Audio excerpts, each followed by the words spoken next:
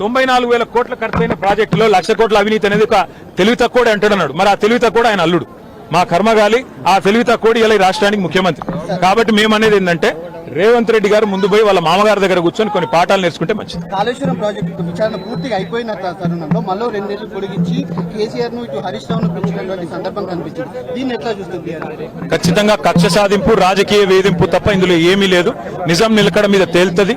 ముమ్మాటికి అల్టిమేట్ గా ప్రజాక్షేత్రంలో న్యాయస్థానాల్లో ఎక్కడెక్కడైతే ఇవాళ ఈ విచారణను, ఈ వేధింపులను ప్రజలు గమనిస్తున్నారో, 1 కోటి ఎకరాల మాగాణం చేసి పంజాబ్ ను, హర్యానాను దాటే విధంగా తెలంగాణలో వ్యవసాయ ఉత్పత్తి పెంచిన కేసీఆర్ గారి మీద వేధింపుకు పాల్పడితే తప్పకుండా ప్రజాక్షేత్రంలో ప్రజలు బుద్ధి చెప్తారు.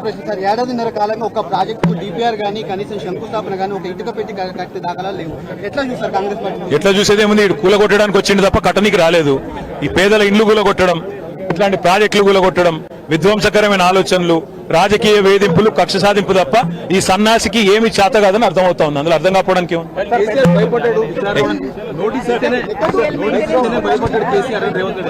100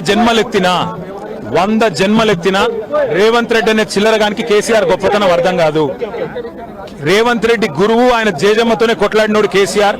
ఆ జేజమ్మని ఇక్కడి నుంచి తరిమేసినోడే కేసీఆర్. కాబట్టి రేవంత్ రెడ్డి అనే చిల్లరగాడు ఏం మాట్లాడినా, ఆయన చిల్లర ప్రభుత్వం ఏం చేసినా కేసీఆర్ ఎంటిక కూడా పీకలేరు.